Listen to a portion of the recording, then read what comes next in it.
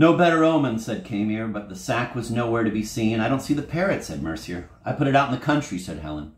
They passed a peaceful night for them without debauch of any kind. All next day they spent within doors. Time tending to drag, they mansuperated mildly without fatigue. Before the blazing fire and the twofold light of lamp and leaden day, they squirmed gently on the carpet. Their naked bodies mingled, fingering and fondling with the languorous tact of hands arranging flowers.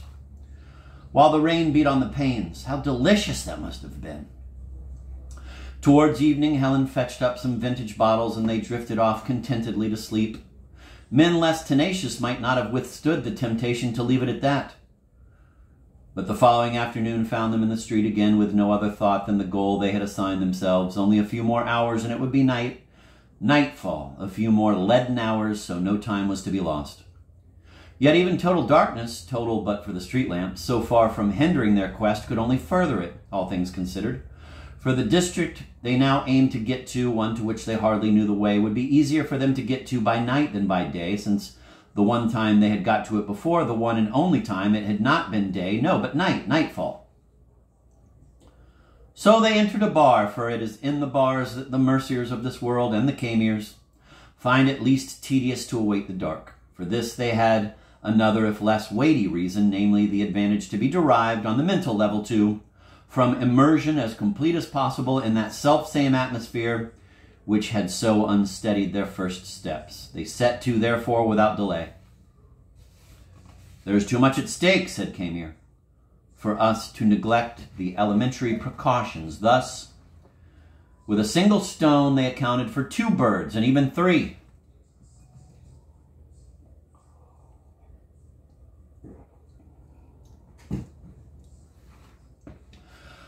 For they availed themselves of the respite to talk freely of this and that with great profit to themselves. For it is in bars that the Merciers of this heavenly planet and the Camiers talk with greatest freedom, greatest profit.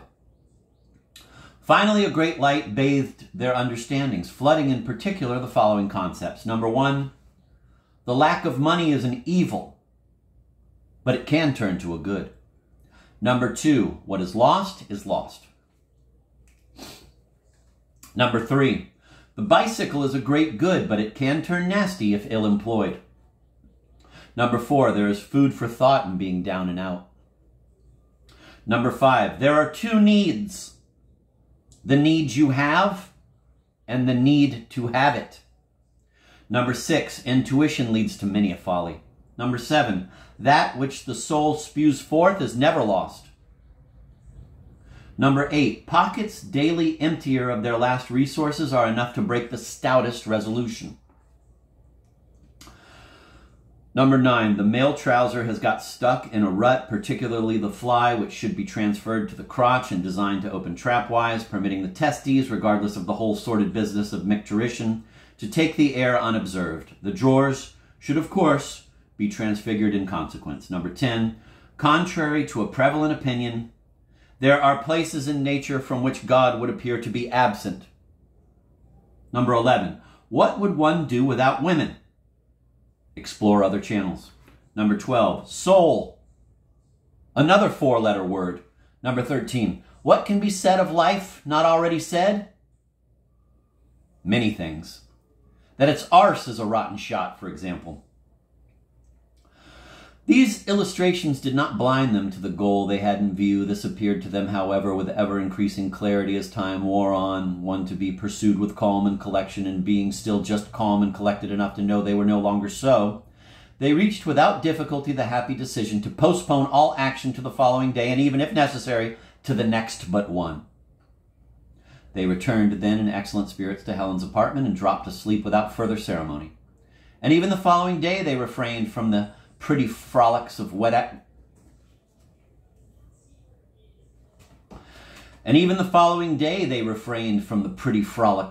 forenoons, so keen were they to be on their toes for the trials to come. It was chiming midday when they left the house. In the porch they paused.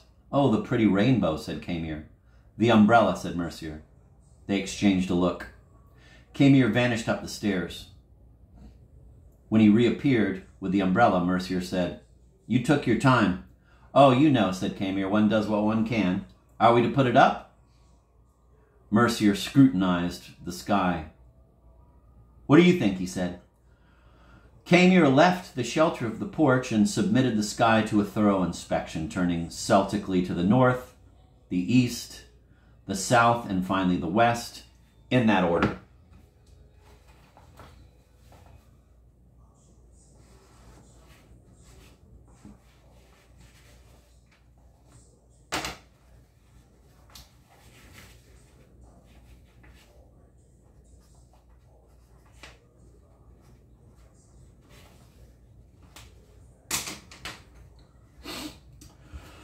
Well, said Mercier.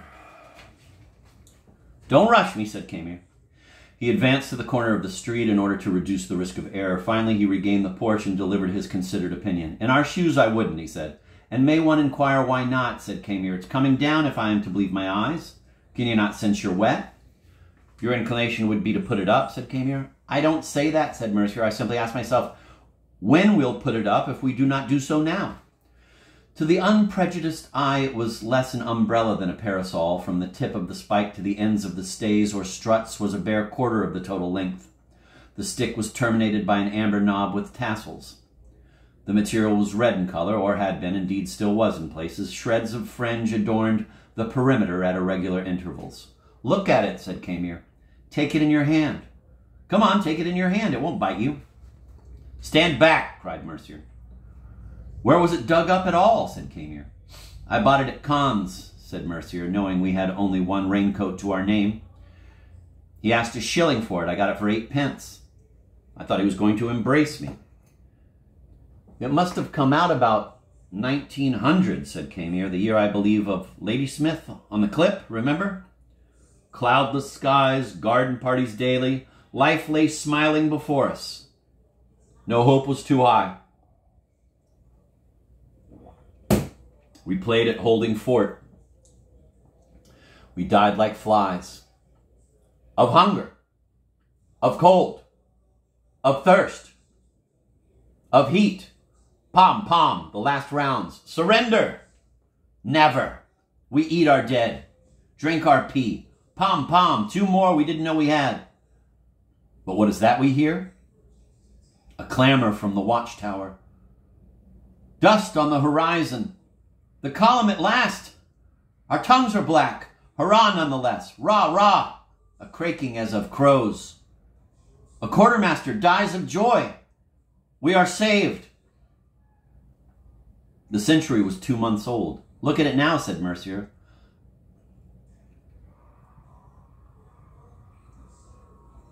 A silence ensued, which Camier was the first to violate. Well, he said, do we put it up now or wait for the weather to worsen? Mercier scrutinized the inscrutable sky. Go take a look, he said, and see what you think. Camier again gained the corner of the street. On his return, he said, there is perhaps a little light below the verge. Would you have me go up on the roof? Mercier concentrated. Finally, he exclaimed impulsively, let us put it up and pray for the best. But Camier could not put it up. Give it here to me, said Mercier.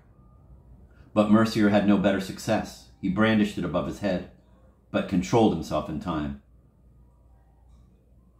What have we done to God, he said. Denied him, said Camier. Don't tell me he is all that rancorous, said Mercier. Camier took the umbrella and vanished up the stairs.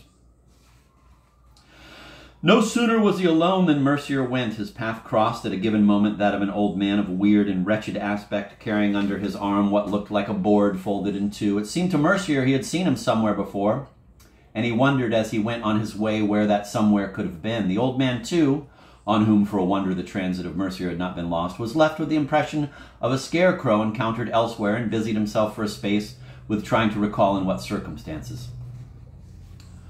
So, as with labored steps they drew apart, each occupied the other's thoughts in vain. But the least little thing halts the Merciers of this world.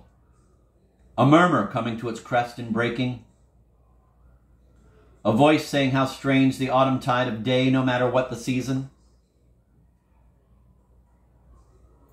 A new beginning, but with no life in it? How could there be? more manifest in town than in the country, but in the country too, where slowly, over the vast empty space, the peasant seems to stray, so aimless that night must surely overtake him, far from the village nowhere, the homestead nowhere to be seen. There is no time left, and yet how it drags! Even the flowers seem past their time to close, and a kind of panic seizes on the tired wings.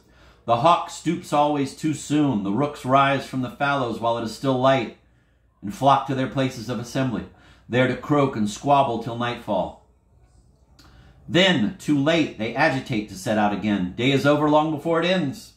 Man ready to drop long before the hour of rest. But not a word. Evening is all fever. A scurrying to and fro to no avail. So short it is not worth their while beginning, too long for them not to begin. That is the time they are pent up in, as cruelly as Baloo in his cage. Ask the hour of a passerby, and he'll throw it at you over his shoulder at a venture and hurry on. But you may be easy in your mind. He is not far wrong who every few minutes consults his watch, sets it by official astronomic time, makes his reckonings, wonders how on earth to fit in all he has to do before the endless day comes to an end. Or with furious, weary gesture he gives the hour that besets him, the hour it always was and will be, one that to the beauties of too late unites the charms of prematurity, that of the never, without more of an ever dreader raven. But all day that is how it is, from the first tick to the last tack, or rather from the third to the antepenultimate, allowing for the time it needs, the tam-tam within, to drum you back into the dream and drum you back out again. And in between all are heard, every millet grain that falls, you look behind, and there you are, every day a little closer, all life a little closer, joy and salt spoonfuls, like water when it's thirst you're dying of. And a bonny little agony homeopathically distilled. What more can you ask? A heart in the room of the heart? Come, come. But ask on the contrary your way of the passerby, and he'll take your hand and lead you by the Warren's beauty spots to the very place. It's a great grey barracks of a building, unfinished, unfinishable, with 2 doors, for those who enter and for those who leave, and at the windows, faces peering out. The more fool you to have asked.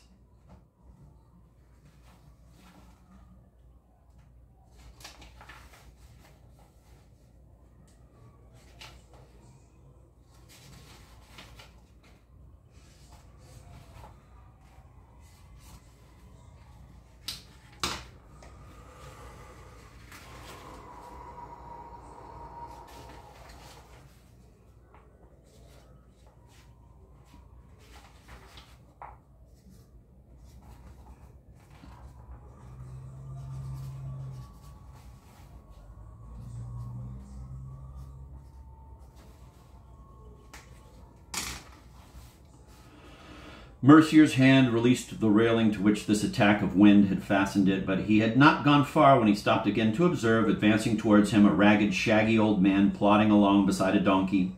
The latter, unbridled, set with small steps, its dainty, dogged course beside the curb, unswervingly except to circumvent a stationary vehicle or a group of urchins at marbles on their hunkers in the gutter. The man walked in the street between the gray haunch and the hostile cars. They raised their eyes from the ground only when danger threatened to take its measure, Mercier said to himself, disappointing again as usual. No outerness will ever disestablish that harmony. It was perhaps too great a call on his strength, this parting from Camier at so somber an hour.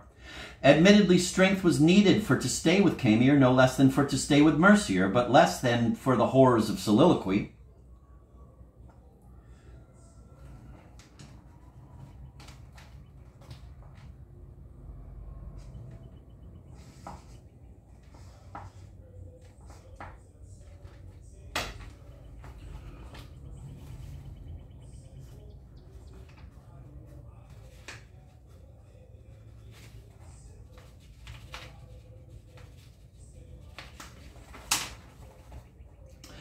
Yet there he is on his way again. The voice has ceased. He is over the worst of the old man and the donkey. His being fills again with that merciful fog, which is the best he knows. He's good for the long road yet. His dim shape moves on, hugging the railing in the shadow of God knows what evergreens so-called. Hollies, perhaps, if shadow is the word for a light, hardly less leaden than that of the bogland nearby. The collar of his coat is turned up. His right hand is in his left sleeve and vice versa. They lie jogging on his belly in senile abandon. Now and then he glimpses, as through shifting seaweed, a foot dragging on a flagstone. Heavy chains hung between small stone pillars, festooned with their massy garlands. The pavement on the street side, once in motion, they swing on and on, steadily or with serpentine writhings. Here Mercier would come to play when he was small, running along the line of chains. He set them going, one after another, with a stick, then turned back to look how the great jolts shook the pavement from end to end, till it seemed they would never come to rest.